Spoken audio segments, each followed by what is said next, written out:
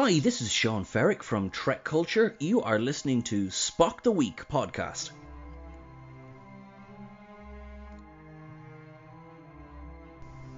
Welcome to Spock the Week, the show where two pals attempt to talk about Star Trek. Each week we will be discussing a different topic and bringing you some laughs, some jokes, and occasionally a Gregor rant. If you like what you are listening to, then please consider subscribing to us on the platform of your choice, and also you can follow us on Twitter at Spock Week, and also on Facebook by searching Spock the Week. If you like what you are listening to as well, you can support the show by visiting buymeacoffee.com/Spock the Week pod. So without further ado, let's get into this week's episode. Welcome back, guys, to another episode of Spock the Week. As always, I am joined by my co-host Gregor Cameron. Evening. As you all know, I am the Alba Android. And this week, we are not joined by any guests because Gregor has successfully managed to scare them off. Last week's episode, Gregor was unavailable for recording, so he was very kindly replaced by our mutual friend Dan Decker, who did an absolutely fantastic job, by the way. He even did a really good impression of you, Gregor. I was impressed. I thought you were in the room for a second. Yeah, he did. Oh, really? Yeah, he did. He did a really good impression of you. You've kept that quiet until now. Well, I wanted to surprise you. I didn't want you to get any ideas that I was trying to replace. I'll have to be looking into this. Unauthorised impersonations are not welcome. Oh, Dan Decker, he's coming for you, boy. He's coming for you. Well, so yeah, it's just me and Gregor this week. So we were struggling and scratching our heads to find out what we were going to talk about. So we just decided to roll with it and see what happens and just have a general discussion about Star Trek and what we've been up to and such like. So I'll kick this off this week with the fact that when I am now re-watching TOS, or completely watching TOS, probably some episodes for the first time. And I'm doing this in a rather sort of cheeky way by force-feeding my son Star Trek while putting him to his bed on an evening. We sit and watch TV for a little bit before he goes to his bed. So I've decided to start watching the original series with him, and it's had some mixed results. I mean, let's just put things into perspective at the moment. He is only 2 years old, so he won't be taking any of the stories in. He won't be understanding what's going off. All he will see is what's going off on the screen. But I've had some mixed results with him. There are some episodes where he's actually paid full attention to the screen. Some episodes where he's not even bothered. And then there's an occasional episode where he starts to watch it and then falls asleep. At the moment, I've got as far as eye mud, and so you're not that far in. Not that far in at the moment, yeah. But I've started to watch the Next Again episode, which I can't remember off the top of my head the name of. But he wasn't, on that particular evening, he wasn't interested at all. He just was not interested in the TV, so it was switched off. So I haven't got around to watching that particular episode. I just think it's episode 9. So what do you think it is about the episodes that is catching his interest? Is it the primary colours? I would say so. Yeah, I would say so. In terms of its look, it can be a bit Teletubby-like in its look with all the primary colours. And I think that's kind of... It was one of the first colour TV programmes, so they really went for it with the bold colours, not just in the uniforms, but when they went down to planets and the map paintings that were doing of the planets with all different kinds of skies. Really went for it on the colours. Yeah, and I think that's one of the reasons why I decided to go for TOS as a watch through with him, because of that attention. Because I remember growing up... I think TOS has a lot in common with Discovery. Oh, okay. Yep. Show you're working out. Well, in that for me, the first season of TOS is the best one. And Okay. Discovery, the first season, was the best one. And by the time you get to season 3 of TOS, there's a couple of gems in there, but it's largely shit. And Discovery is just largely shit in the third season. And I've only watched 2 episodes of the third season. So people are welcome to have a go at me for calling it shit when I've only seen 2 episodes, but that was all I had to see. Well, fair enough. And at the end of the day, Gregor, you are entitled to your opinion, and that's fair enough. You know, not going to argue with that. You're not going to tell me I'm wrong, but you're not going to tell me I'm right either. So, but yeah, so let's. Just my theory. No, like I say, you are perfectly entitled to say that. I mean, at the end of the day, we shouldn't be in any position where we stop people from disliking a show. We don't, you don't have to explain to anybody why you don't like the show. If you don't like it, you don't like it. So, and it should be a case of, all right, you don't like it, fair enough, we'll move on. Unless you're a co-host on Spock the Week, and then it still gets brought up to wind him up. But so did you? Because the next episode after Much Women is what our little girls made of. So did you watch it? No, like I say, you haven't watched it. I haven't watched that one yet because, like I say, like all good 2-year-old children, he is unpredictable, so it doesn't have the same bedtime every night. So unfortunately, on that night, it was a case of TV off and back to the old traditional way of going to bed. But like I say, the last full episode watched through was iMud, which I found a little, even for TOS, a little strange. Not in a bad way, because I thought that the miming and the acting within acting from Spock and McCoy and Kirk, when they were sort of trying to confuse the androids, I found that rather entertaining. I think that was beautiful. And it was one of those things where you look like, again, I like to see when actors have something they can enjoy and they have a little bit of fun with, and you can tell they had a little bit of fun with that, but you could tell it was of its time. It's one of those episodes where it is very dated, very, very dated. I don't think Much Women's a great episode. I don't think Harry Mudd is a particularly good character, and they brought him back for another episode in TOS. I think there's far better episodes of TOS, certainly in its attitude towards women.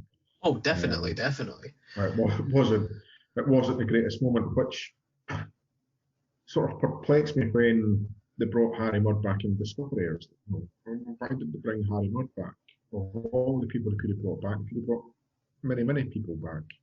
Yeah, I mean, but the thing is, what I will say about that particular instance is, having watched the original series Harry Mudd, which, to be fair, like I say, you don't agree, you don't think he's one of the best characters, and to be fair, I don't dislike the character, but I wouldn't say he was one of the best.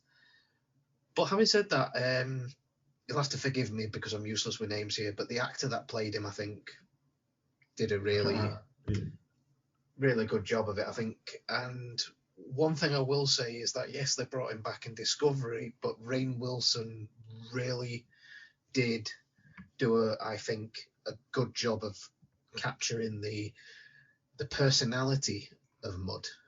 Now, he didn't, like I say, copy the original, but he took the personality and the attitude and all the other demographics of that character and made it his own, and I think it worked. Did they need to do it?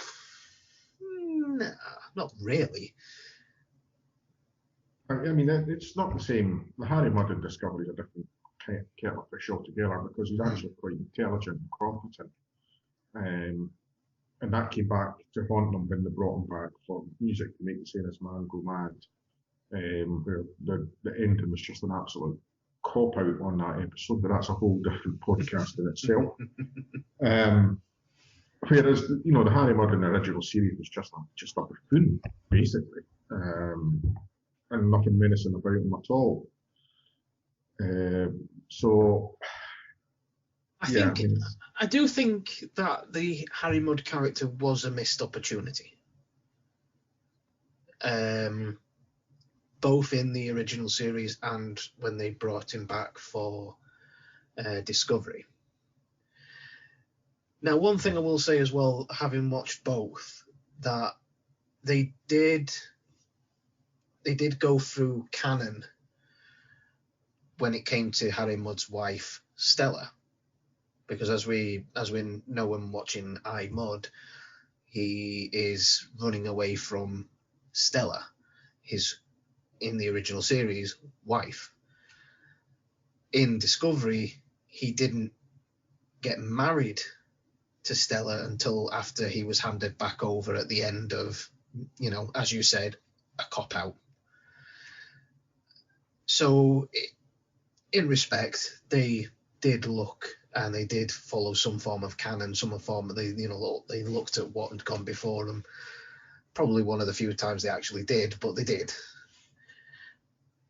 But that's one of the problems with setting the show 10 years before the original series and then introducing characters from the original series, and they restricted themselves. You know, and this is, you know, and I am not going to blame Kurtzman for that, because that falls squarely at the foot of Brian Fuller. That was his idea. Mm-hmm. So that he gets the blame for that one, not Kurtzman. So, first and foremost, two of my favourite episodes was the Galileo 7 and Doomsday. The Doomsday Machine. Yeah. I don't know whether that ties in with what is commonly believed to be the best episodes or not. I don't know whether that corresponds or not. Well, certainly, I mean, Galileo 7 is one of my favourites, but I'm disappointed that you haven't got as far as What Our Little Girls Made Of. Because that is the episode that features this, the Kirk dildo. Oh, okay. So, for the legendary Kirk dildo. For those listening at home, Gregor has just shown me a screenshot of Kirk's dildo. Yeah. It's well known that that's Kirk's dildo. It's even got its own Twitter account, I think, at Kirk's dildo, I believe it's called. Yes, and I have had a couple of retweets from that particular account as well, so I've not seen anything of it for a little while, but I don't know what the script is with that.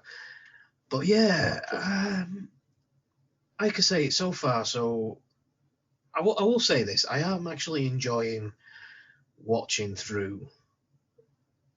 I mean, we're not talking about individual episodes here, but we're talking about the whole experience of watching through. And it is quite interesting and enjoyable to watch the characters, to watch Kirk, Spock and McCoy, that little holy trinity of friendship and banter and stuff like that. I mean, one thing I will say, though, in I, Mudd, and is I cannot get over Chekhov's hair. He's not in I, Mudd. He's in Mudd's Women, but he's not in I, Mudd. Sorry, Mudd's Women, sorry, and it was Doomsday. Sorry, Cat's Paw, Cat's Paw, that's what I was thinking. That's what I was thinking. Oh, Cat's Paw. Ooh. Not great. Not great. In fact, you and I... That is so dated. You and I could go to the pub, drink 12 pints of lager each, strong lager, and then come up with a better episode ourselves. I have to say, even by TOS standards, that episode was... I mean, where were they going with it? Where were they going with it? Well, it was meant to be a Halloween special. You know, they love their Halloween in America, and they love their big Halloween specials and their Christmas specials. So that's, you know, that's what it's for. But pretty poor. Even by 1960s, 70s, 80s television standards, Yes, it's cheesy as fuck. And don't get me wrong, I love a good bit of cheese. I mean, we all know that there are episodes that are so bad they're good, and one of our favourite bones is the Threshold, for example. Don't slag Threshold. I'm not slagging it, mate. I'm just saying it's quality cheese. It's like the brie of the. And what's that DS9 episode that we they got that bloody Move Along Home? Yeah. Oh God, I've got that bloody song stuck in my head now. Yeah. It's there. That's not going anywhere. Oh yeah. I've got to sing it to you. Oh no. I'm the rain, count to for you. I'm the rain. Oh. Honestly, there boy. You go. Honestly, boy.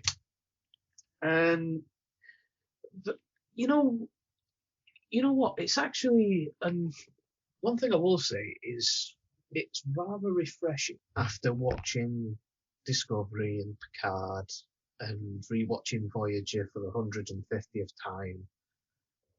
It's quite refreshing to go back to where it all started and watch. And when you put it into perspective, you watch something that didn't really get off the ground initially. It was only 3 seasons. It wasn't until when was the first convention? It was in the reruns. It was in the reruns, wasn't it? Yeah. It was before the show. It was when the show first started in 1966. They had viewing figures, but they didn't have the Nielsen figures as we would count them today. But it was about the time the show ended, or around about the time that they were starting to syndicate it around. That means nothing to UK fans, what syndicated TV is. It probably means nothing to American fans anymore, so I don't think it's the kind of thing that they do. But they have a lot more localised TV in America. So a network would produce your show and then sell it to the different networks or syndicate it.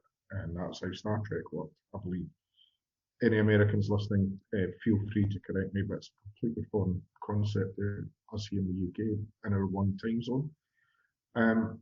And it was when it went into syndication, they were getting much more data about the demographics of who was listening. So it was beyond who, the actual viewing figures. It was, okay, well, we've got a really high following here in, 18 to 25-year-olds and that sort of thing.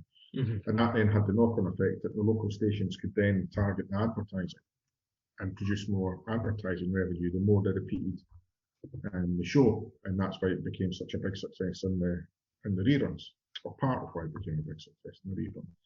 But in terms of quality, I mean, we've discussed this before. It's not my favourite series, but I do acknowledge that it is the source of everything. Hand on heart, of the 79 episodes, I'd say 25 to 30 are what I would call proper Star Trek. Some episodes are a little bit limited because of the budget of the show at the time. There was too many shows for my liking that took place on what looked like Earth in the 1930s, or what looked like Earth during the Roman times, or they used that quite a lot, because obviously they were just wanting to use the sets that were around. I was going to say, is that just because there was just happened to be Ben-Hur filming 2 studios down, and they thought, "Oh, we'll use that," Yeah, that's what happened there. I think, to me, all the very best episodes, or the majority of them, happen in space. Funnily enough, I think, let that be your last battlefield predominantly happens in space. It's the one with the Romulans.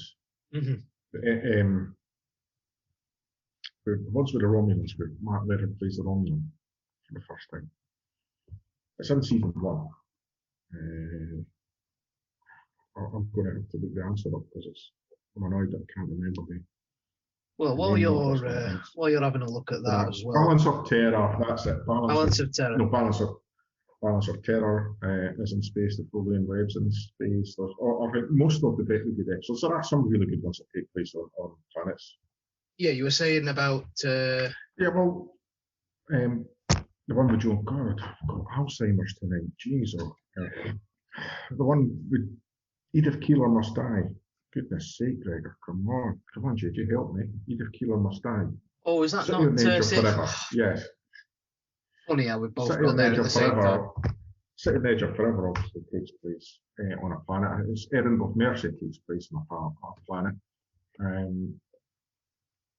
But I think the majority of what I consider the real classics, the proper Star Trek that take place in space, probably just to use the episodes where they didn't have a lot of money and they had to write something that took place on the ship because that was all they could afford.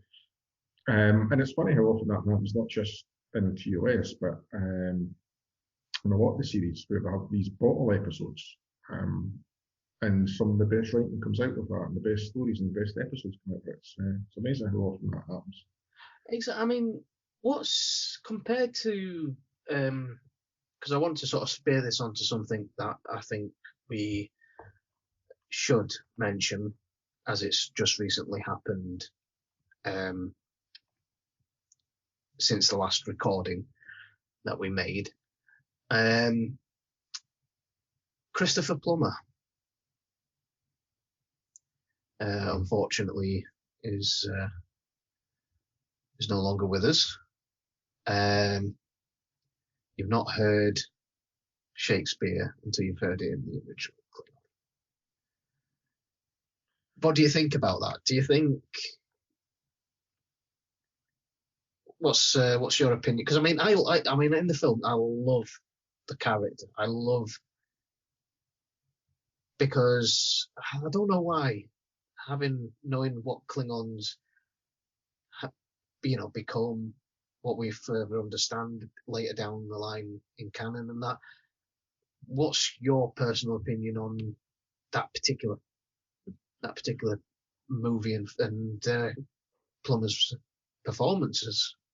Well, the genesis of all that stuff that's in the Undiscovered Country really started years before the movie. Really started before Star Trek II, and Nicholas Meyer, who was a novelist before he became a director, very, very story orientated, story about the characters and how the characters change from within. And obviously wrote Star Trek II, and that was meant to be the Undiscovered Country, which is a reference to a scene in Hamlet where they're talking about death, and death is the undiscovered country. Anyway, so they went for the Wrath of Khan, and eventually for two, and when he was invited back to write and direct 6, he then called it the Undiscovered Country, again using his knowledge of Shakespeare. But then one of the stars is Christopher Plummer, and Nicholas Meyer, being the smart writer that he was, knew to get lots of Shakespeare in there. Christopher Plummer, for all his success in big movies like Dreamscape, I think he was in, and Sound of Music, obviously, and other big movies that he was first and foremost a theatre actor.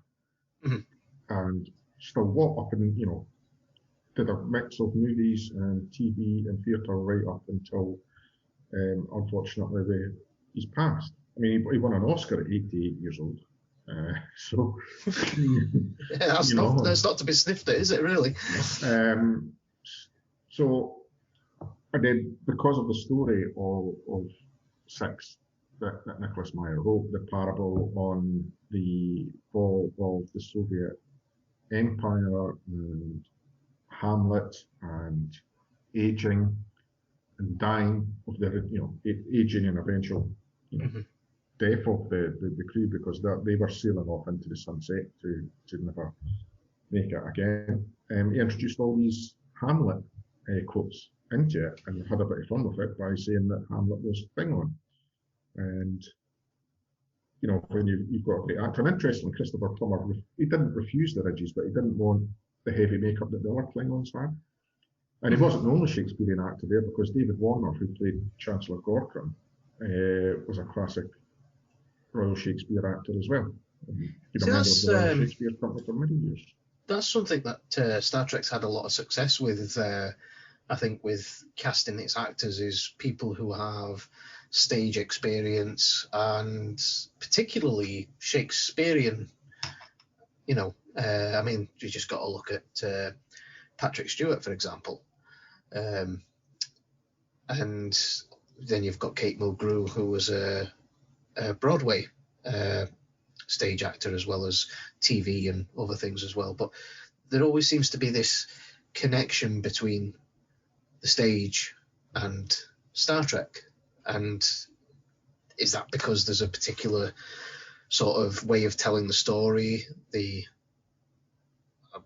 or is it just by chance that every really good character and actor that's ever been in Star Trek just happens to follow that particular demographic? Yeah, I mean, well, I'd be reluctant to use the term jobbing actors for a lot of the people that have had that career path to Star Trek. But, one that you missed out was Armin Shimmerman, who not only was a Shakespearean actor, but actually, isn't he a professor? Because he teaches Shakespeare. I believe he is. We would have to ask our...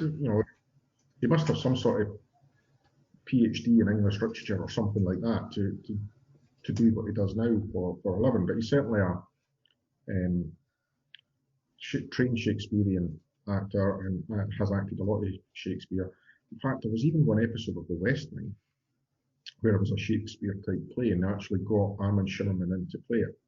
I think he was a lot more than just going on and reading his lines. I think he was there consulting on that episode about how it should look, etc. as well. If you're listening, Armin, feel free to correct me. And I think there's a tragic Shakespearean quality to a lot of the characters that come in to Star Trek. John Delancey would also fall into that category of trained stage actor, professional stage actor. And you do get that a lot with with Q, because that character is very stage. Q thinks he's a hero in his own mind, and Hamlet was a hero in his own mind, and this is the thing with anti-heroes, or your chief protagonist, and he shows that every good villain thinks he's the hero of his own story, and doesn't happen often enough that you get the meat and the bones of him. I know you're watching Deep Space Nine with me now, but we haven't got to the really juicy bits where we see the real epic Shakespearean story of Cardassians and Jeffrey Combs' character Ray Yun, the Vorta, and see, there's on that particular subject of Deep Space Nine. I am really wanting to get a wriggle on with watching that, because there's a gentleman that I follow on TikTok, and he's on a number of occasions done recitals or lip syncs recitals of Cisco monologues or epic moments from and just listening to these snippets of Cisco's dramatic, and it's obviously I don't know a lot about it, but it's obviously coming from the Dominion Wars and that stage of Deep Space Nine, which we are a little fair bit away from getting to. But just listening to these sound clips, it's really whetting my appetite for what's coming, what I'm going to, get to. Because I'm like, okay, this is just sound I'm listening to, but I want to see what this actually looks like.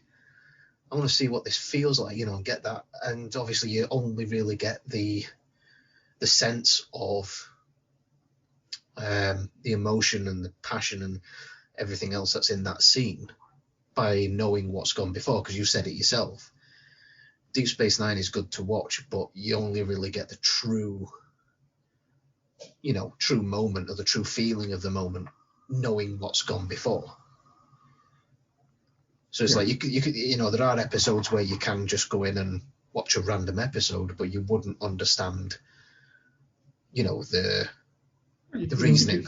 You can watch stuff like The Magnificent Ferengi, or Little Green Men, or Trials and Tribulations, and not know an awful lot of DS9 and enjoy those episodes. But if you've seen more of DS9 and you're a DS9 fan, you'll get more out of it. It's like Avengers Endgame.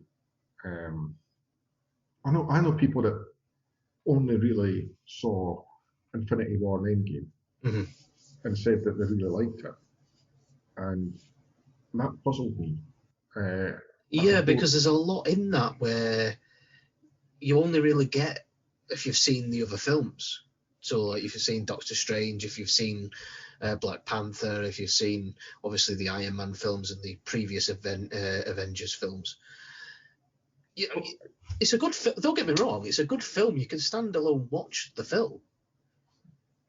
But see, the thing is, the reward that comes at the very end of Endgame. Okay, so if you watched Steve Rogers' journey from the first Avenger through the 3 Captain America films and the 4 Avengers movies, plus his little cameos in Spider-Man and various other ones that he done little cameos in. And yes, in Endgame they do their best to give the audience that maybe don't know the backstory about him and Peggy and stuff like that. But that end scene, unless you followed that right through, I don't think I'm not saying that you won't appreciate that scene at the end where him and Peggy are dancing, but if you have seen the whole series and certainly the whole Captain America Steve Rogers story, that scene is much more fulfilling and richer. I mean, to be honest with you, I think that's it's a great example of what can be done with a film. Now, like I say, everybody has different preferences, have different tastes and stuff like that. So it's a bit difficult to say this is what makes a good film and this what doesn't make a good film. But having said that, Avengers Endgame is one of those films, even that it ticks all the boxes. You can go and watch it, and find it entertaining if it's the first one you've ever seen. Because I've heard of people that have seen Endgame and then gone back to watch the previous films in order to find out what the backstory is, to find out, well, why is that, But it does that thing very well where it caters for new. It's not aimed at new audiences, but there's enough in there to pacify a new audience, if that makes any sense. Well, you see, first time I saw The Winter Soldier, I thought it was absolute shit.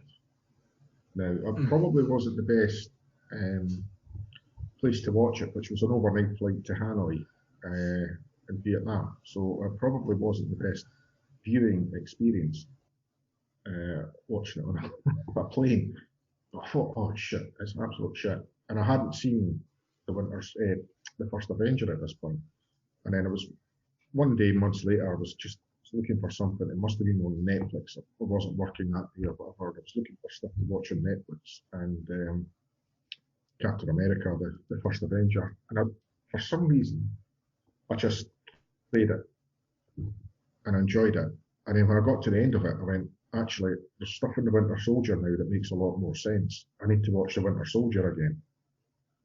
So I watched The Winter Soldier, and it was a much better film once I saw the first Avenger. And conversely, and I've said this on a few of the podcasts, as Nicholas Meyer keeps saying on the commentary for The Wrath of Khan, everything that you experience in the past enhances what you're experiencing now. So if you go back, if you know more about Steve Rogers now, and you go back and watch The Winter Soldier, you get a lot more out of it now. As is the case with all the Marvel films, because you start spotting stuff that you never spotted before.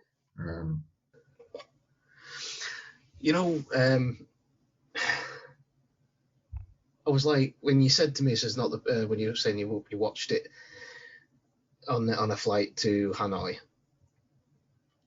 I just started getting, don't know why, but all the songs from Apocalypse Now, Full Metal Jacket started popping into my head, and don't ask me why, but the animals, we got to get out of this place. I sing that every time I'm at work, mate.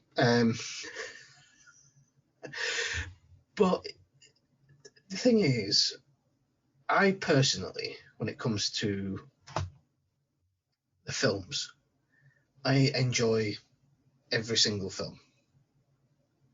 There are some that I'm talking about Star Trek.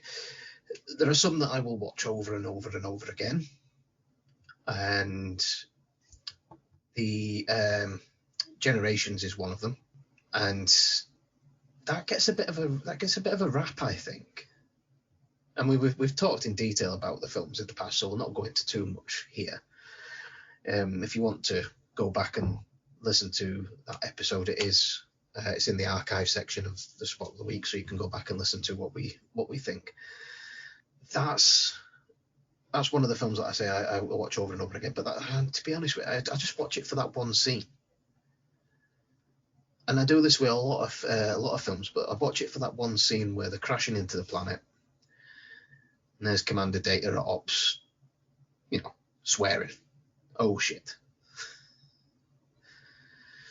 and there's just something about that character saying that line that just cheers me up. I can't think why. I can't put my finger on it. It's just one of those things where it just cheers me up. And I do this with a few other films as well. The other film that I watch for the one line is, have you seen Rampage? No. It's actually not a bad film. It might not be your particular cup of tea, Gregor, but it's not actually a bad film. But I watched that for one line from Jeffrey Dean Morgan. The line is, "When science shits the bed, I'm the one they call to change the sheets." Now, it doesn't sound too wonderful and brilliant with me saying it, but when you imagine Jeffrey Dean Morgan saying that in his classic delivery, that only he can do, it's one of those one-line moments where I'll stay awake and watch the film, and then after that I can fall asleep after that. You know what I mean? And there's a couple of other Star Trek films that do the same thing as well, but the main one, like I say, is Generations. Is there anything that you... See, I wouldn't care if they never made another Star Trek film. Really? Okay. Do you think Star Trek's at its time as a... Is that just a personal thing, or... I wouldn't care if they never made another episode of Star Trek. Ooh. We've already got 800. That's true. And That's 14 true. films. We don't need any more. However, if you are going to make it good. Well, it's like the saying goes, beauty is in the in the eye of the beholder. So, what you might consider to be good might not be the same as somebody else. So, but again, going back to what we said earlier, opinions, you're entitled to them. Me personally, I finished Lower Decks last night. Oh, you actually watched it through? Yeah. I know it's not your style, but overall, from end to end, what did you think of it? Well, this is not to say that it's good, but it's miles better than Picard and Discovery. That's actually a common thread, to be honest. But I didn't watch it and think, you know what? That is exactly the adult-orientated Star Trek animation series that we're all waiting for. Again, I've never spoke to anyone at a convention that's went, wouldn't it be really great if we had an adult-orientated animation series? Really? It's just. I think to be honest with you, it was one of those things where they were trying a different method. So I mean, they was trying something new with Discovery. They were trying something new with Picard, and they were trying something new with Lower Decks. And I think personally, Lower Decks landed. Again, it's not going to be everybody's cup of tea. Personally, I think they did the references well. They did canon well. It's not, and this is the beautiful thing about it, I think personally, is it's not meant to be an accurate, realistic Trek. It's meant to be slapstick. It's meant to be tongue-in-cheek. It's meant to be funny. It's the comic relief. And that's why, to be perfectly honest with you, it's good that the episodes are only 10, 15 minutes long. Or whatever, they're very short. And I think that suits it perfectly, because I don't think it would have worked if they'd have done anything longer. It's satirical. It's Star Trek looking at itself and having a little chuckle. But when they did the references, they did them well. I think they did them sympathetically. One of my favourite moments, and you probably know where I'm going with this, is in the last episode. When we see this is where you chime in, Gregor, come on. I mean, the Titan. The Titan, or Riker and Troy come in. Yes. Yeah. See, one of the problems I have with it, and it is one of the problems that I certainly have with Discovery, is the references. There's an awful lot of references to previous Star Trek. Why? I think it's just cheap. Star Trek fans, let's just keep mentioning Tribbles or mentioning the Doomsday Machine and just like at least a dozen references every episode that they had to previous Star Trek. No, standard 1, 2, 3. In Discovery, they have a lot of references as well, but they're euphemistically called Easter eggs in Discovery. I think that's the common term for it now. I think is Easter eggs. I think that's the. I don't remember that many Easter eggs in Voyager. I don't remember that many Easter eggs in Deep Space Nine. Certainly there would have been none in the Enterprise because it took place before the rest of them. So I don't remember those shows having to stand on the shoulders. I think it's a sign of modern television and film now that it's dropping references either in your face or subtly into new series and new films. I think it's just a done thing. Is it always necessary? I don't know. See, this is the thing, because story-wise, particularly the last episode, taking out a lot of the silliness that I couldn't be bothered with. Mm-hmm. Some of the jokes land, some of them don't. Story-wise, that was a pure Star Trek story. That last episode, and a lot of the episodes were much more Star Trek type stories in themselves than what I've seen from any of the other two series that we've had. So do you think if they dialed it back a bit with the references and I think the comedy lands, but I think the references and the Easter eggs, as you say, quote unquote, do you think if they dialed that back a bit, do you think it would be a bit more to my taste? Yeah.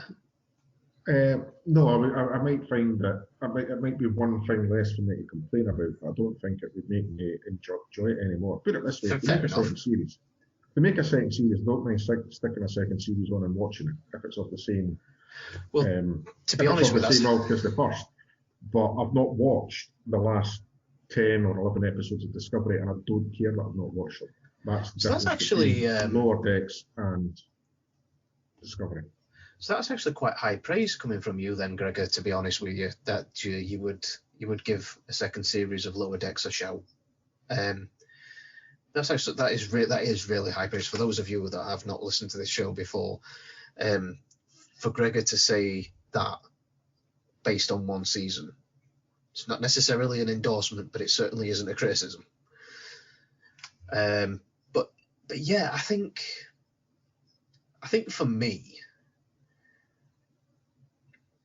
it was that light, just everything, because you've got the extra uber seriousness of Picard and Discovery, whether you like it or not, and then like I say, you've got this, which was like I say the comic relief outside of that. And I think I really enjoyed, and it's proved to be quite popular because there are quite a lot of people making cosplays of the uniforms, for example. I mean, you just got to look at Twitter, on Star Trek Twitter, and you see the amount of people who have had their avatars digitally modified so that they are lower deck characters. You may or may not have seen this yourself when you've been looking through. Yeah, I have seen. So it's proven to be a popular market, and I think one of the things that has helped bring a few people into and got them curious about Star Trek is the fact that the same guys that did this are the same guys that did Rick and Morty, which is a hugely popular adult-centric cartoon. I would have more confidence that if people who haven't been into Star Trek before watch Lower Decks, that would be much more your typical Star Trek fan. I'm not convinced, certainly not convinced Discovery's attracted Star Trek fans at all. It's attracted people to the franchise, maybe. But it has attracted people to the franchise, and only time will tell whether they stick with it or whether they even, like any of the other stuff. But at the end of the day, this is just a personal opinion. Star Trek fandom is one of those things where it is what you make it, it's what I make it, it's what you, Gregor, make it, it's what anybody else makes it. And if Discovery is somebody's fandom, they're a Trekkie. If DS9's their fandom, they're a Trekkie. If they like all of it, they're a Trekkie. You know what I mean? Where I draw the line is turning around to somebody else. It's like, you don't like Discovery, I do. But turning around to you and attacking you, gatekeeping you, gaslighting, whatever, just because you don't like something I like, that's where the line's drawn. That's where it becomes an issue. That's not what you said the last episode. Shh. You were furious the last episode. You were furious. For weeks I've been saying, did you see the last episode of Discovery, to try and catch you out? And then when I finally said, did you see the last episode of Discovery, and you turned into me in your review of it. Well, to be fair, I still like Discovery, right? But the last episode of Discovery was a little bit of not a disappointment for me, but it had the issues. It really did have the issues. A couple of the big ones, we've mentioned this before, was the TARDIS bloody turbo lift scenes. I never mentioned it. You mentioned it. I never mentioned it. But you mentioned it. This is the thing. I mean, yeah, you're right. But the thing is I can still like it. It's just like I say, that one episode. It's like, where did this come from? Did somebody forget the dimensions? I mean, it's like you said, and I don't particularly agree with the sentiment behind it, but I do agree with the where you were going with it. Is the Star Trek is now becoming a science fantasy more than a science fiction. And that last episode kind of proved your point, which is the most annoying thing about it.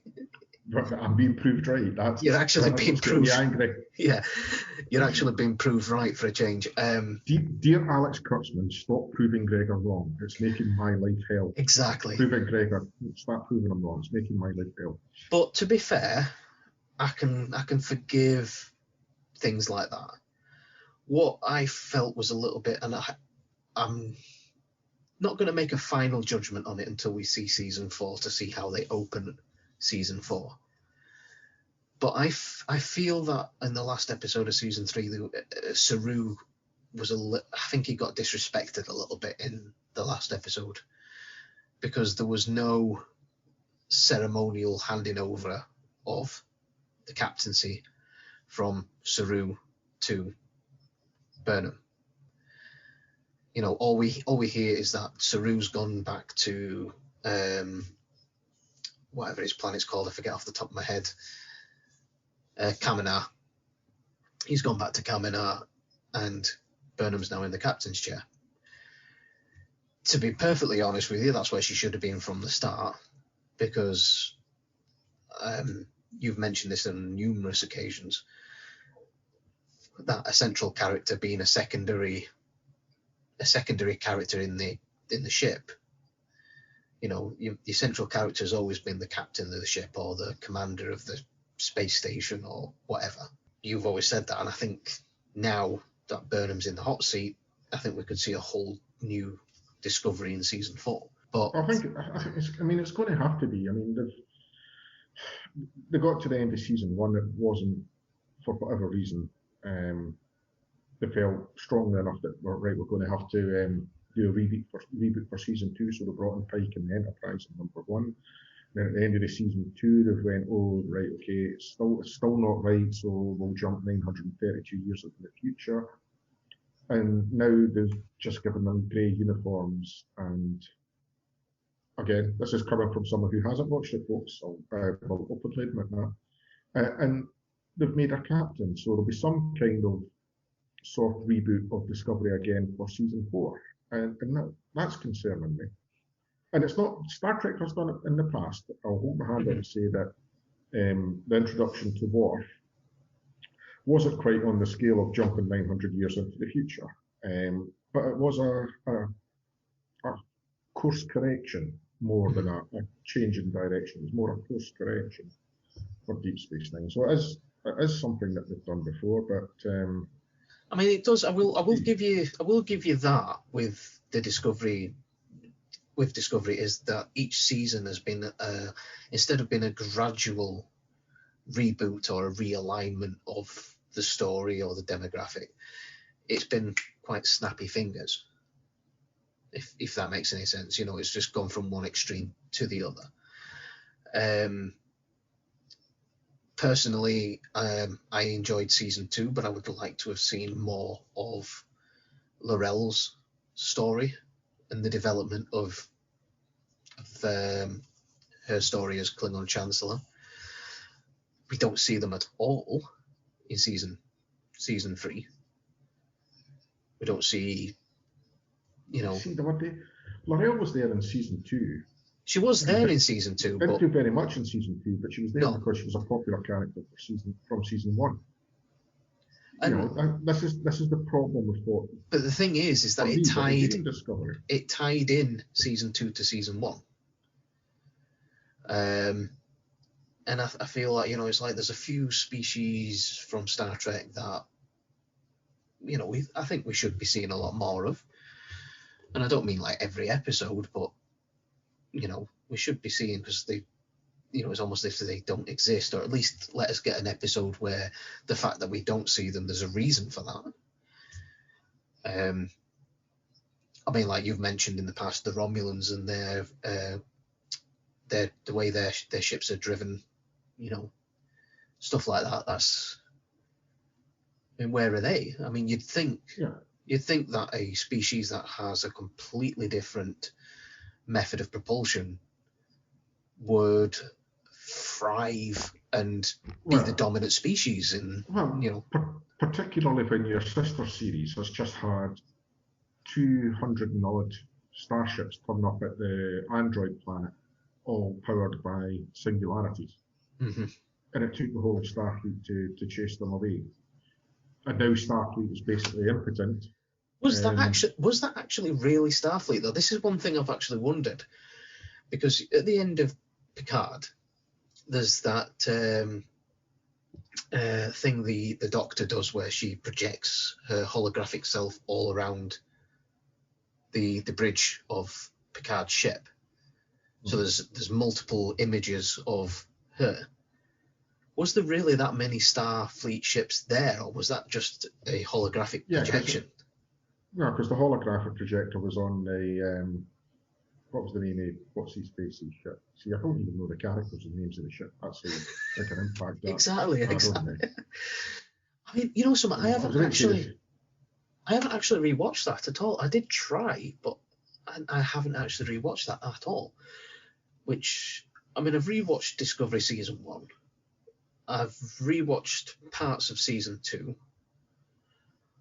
There are a couple of episodes of Season 3 that I would watch again, but of Discovery, but that's I don't know whether that's just because it's still fresh, and I think maybe in time we'll go back to rewatching them and it'll sort of develop like the original series did, Next Generation did, Voyager. Because let's remember that after the original series, because people seem to think that this gatekeeping of Star Trek is a new thing. It really isn't, because the only difference is that it's more instantaneous now than it was before. Because when TNG came out, there was the dislike of that, but for no other reason than it wasn't Kirk, Spock, and McCoy, and various other little things as well. There's much made about the reception of TNG, but TNG got a big enough reception that it got 7 seasons. It did, yeah. There was on Twitter and Facebook. And exactly, but stuff. would that have happened had, Twitter, the vast and quick nature of the spreading of information or misinformation from Twitter, Facebook, and so on? If that had been around when TNG was launched, do you think it would have had that chance? Because I think that's where Discovery and Picard are getting a lot of flack, because the people that like it are saying what they think, and they're promoting it and telling people they enjoy it. But the problem is with a lot of social media is the algorithms and people's natural tendency to go towards disappointing things and dangerous things and things that make them angry. Yeah. The people that are negative about it, that breeds negativity, and it just spreads. There are professional complainers out there, okay, that have big followings on YouTube or whatever, okay, and they make it their business not to like Discovery, whether they like it or not, because they've discovered it's far more profitable for the monetization of their social media, okay? Mm-hmm. And we're not going to mention any of them, because at the end of the day, I don't want to give them any.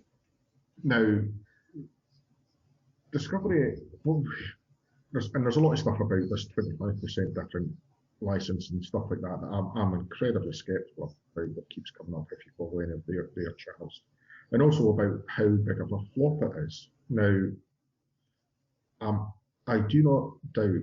How many times has Kurtzman been fired? Yeah, well, there's the Kurtzman fired one as well, but how big a flop Picard and Discovery is. Now, I don't think that they're flops. Okay, I don't think they're flops, because they've come back for a 4th season. What I do think, however, is that Discovery certainly wasn't as successful as what Netflix had hoped it was going to be for them internationally. It's not evidence of that, but if you look at the top 10 on Netflix in the UK, when Discovery was out, it would appear in the top 10 for a day or two, and then it would just drop off. And other programmes that have been on for weeks, mm-hmm. such as The Crown or The Queen's Gambit, or most recently that really overrated Bridgerton, which I think we mentioned in last week's stuff when we were talking about Colourblind, or was it? I don't know if you did or not. I've slept since then. I'm getting all my podcasts mixed up. Don't worry, it's old age. When we were talking about Colourblind casting, and I referred to the Amanda Ritchie film David Copperfield as a when it works, and not that it doesn't work in Bridgerton, because the stories are just weak. But I'm not a 20-year-old girl that it's aimed at. I'm a 50-year-old guy, so it's not aimed at me. Really? I don't think it is, despite all the nubile young women. No, I mean you're a 50-year-old guy. Shut it. Now we've lost my track, as you you deliberately. So what we can say is that it's not. I would have thought Netflix must have been hoping that it would constantly be in the top 10 with what they paid for it, and it hasn't been. That's probably why Picard ended up in Amazon. So I don't think it's been a flop, but I certainly don't think it's been the success that Netflix had hoped it was going to be. I think, to be honest with you, they were expecting it to be welcomed with open arms from Star Trek fans, existing Star Trek fans. But even the haters watch it. Which is true. Even the haters watch it. Which is true. And I stopped watching it because there was stuff I was enjoying more with my time, so I just stopped watching it and watched other stuff that I did like with my time.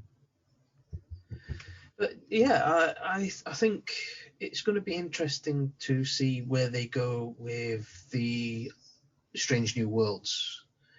Now, I think, to be honest with you, I think that one will more than likely be available on Amazon or Netflix, but it'll be a paid availability. It won't be part of that subscription.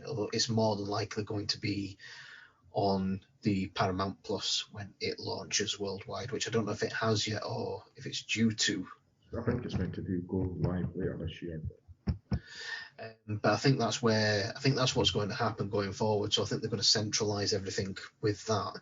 Still make it available for those outside, but again, I think it'd be like you pay like £4 or £5 a month or something like that to get, a series or something stupid like that.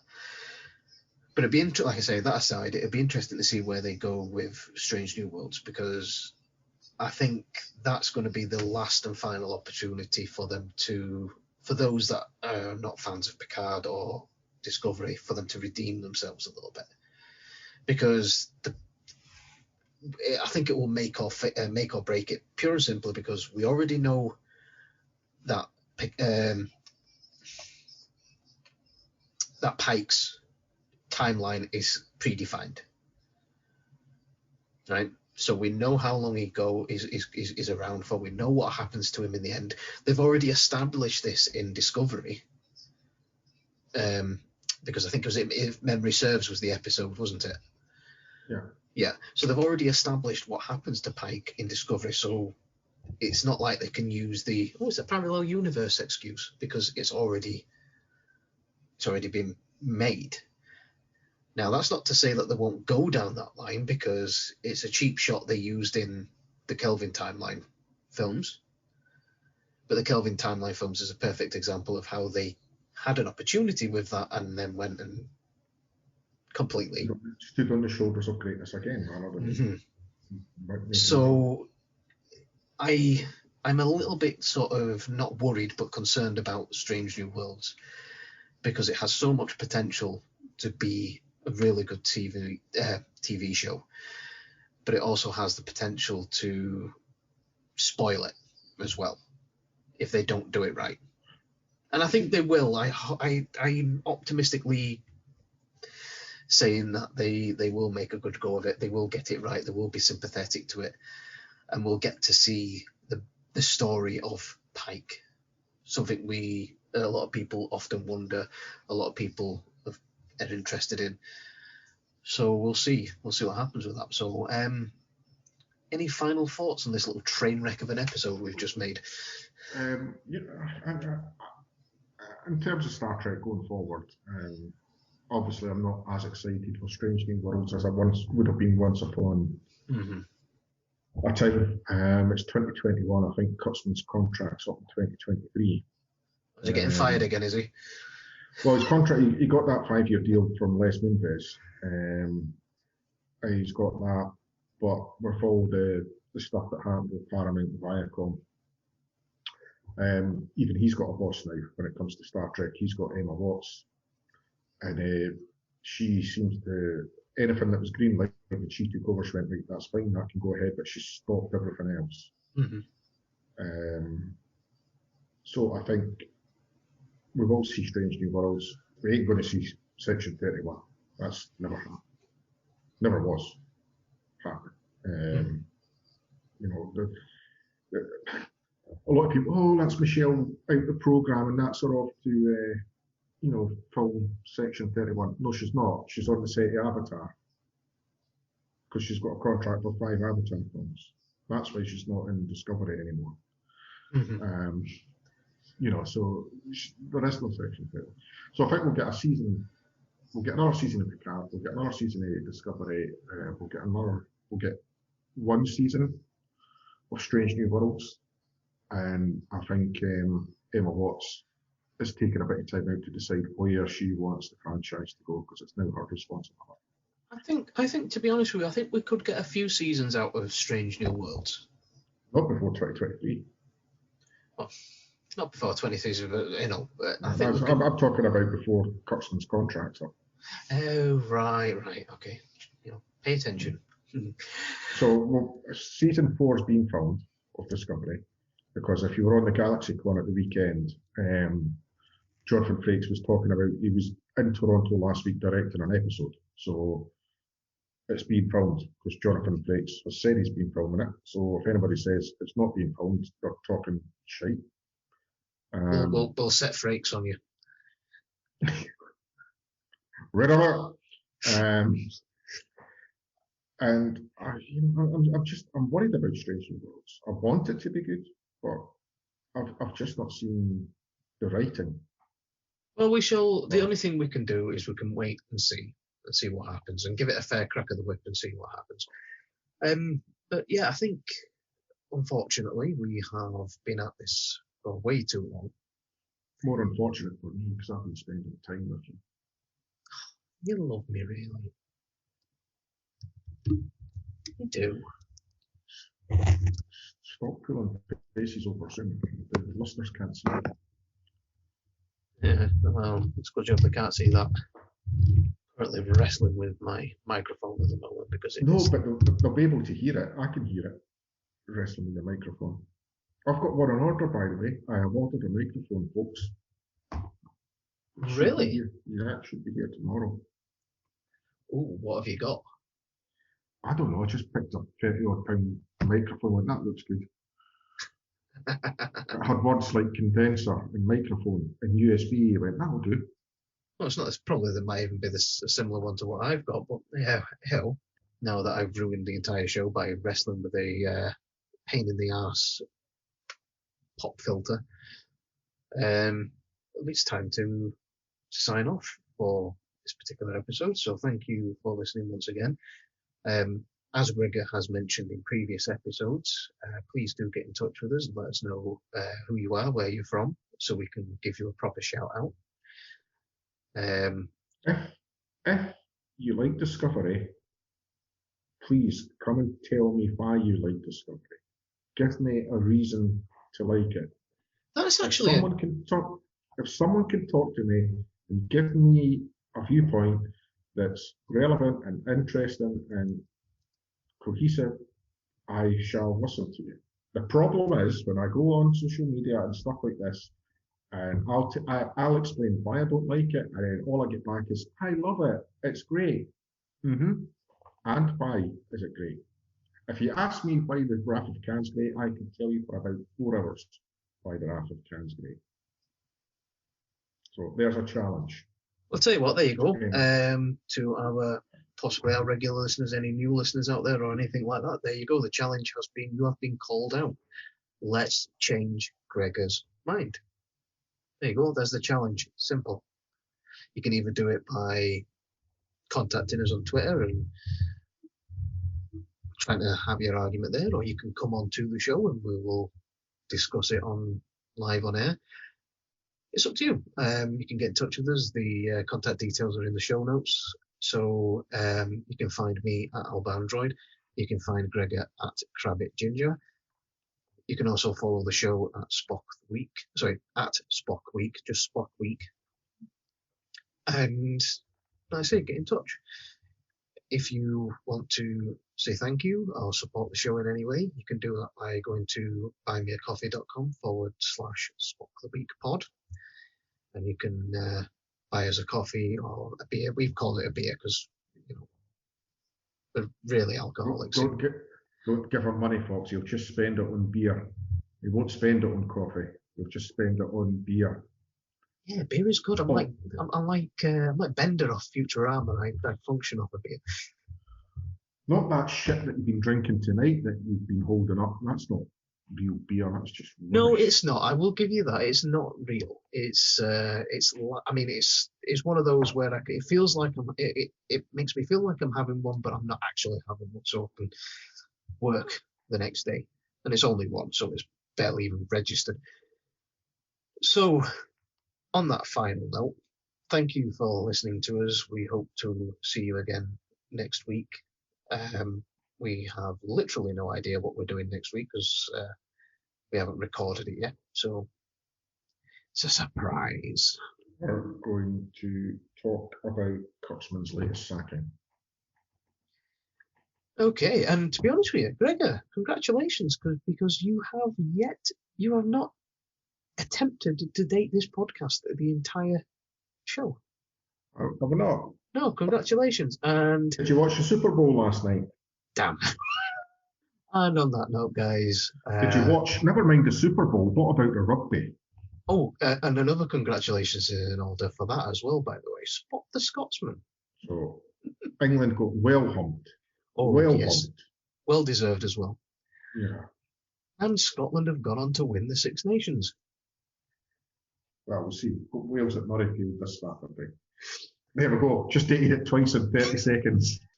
Oh, right. Here's interesting then. As soon as you have dated this, so this will go out after, right? Let's have a little fun with this, right? Where do you think Scotland are going to come in the Six Nations? Do you think they're going to win it? I think they'll win the championship this year. Yeah. You think they I don't know if they'll do the Grand Slam because going to Paris and winning is tough. Mm. And to go to Twickenham and Paris in the same year and win both is a tall order, and France looked pretty hot on Saturday as well. So you think they'll struggle through it, but they will raise the trophy? Well, I think they'll beat Wales on Saturday, and I think they'll beat Ireland at home, and they'll beat Italy. So when this episode goes live, I will be on Twitter, and we will see if you've got this right. So on that note, guys, we'll leave that there. Live long and prosper, and we will see you again soon. Okay. Just okie dokie. You meant to say live long and prosper. Live long and prosper. Thank you. Infinite diversity and infinite combinations. Thank you for listening to Sparkler Week. Tune in next week for more Sparkler Week action, and never miss an episode by subscribing to the podcast on the catcher that you are listening to us on. If you want to follow us on Twitter, then you can find us at Sparkler Week. Drop us a message, tell us how we're doing, or make a suggestion. We're welcome to all input from all our fans. So don't hesitate to get in touch and follow us on Twitter and on our Facebook page as well. Why not join us in 10 Forward if you like what we do and want to say thank you? The link for our Buy Me a Coffee page is in the show notes, so please check that out, and hopefully we'll see you there. If not, we will see you next week. Live long and prosper. It's up to you. As long as you come back next week and listen to us once again, we'll be happy to have you back. Live long and prosper. Cake is eternal.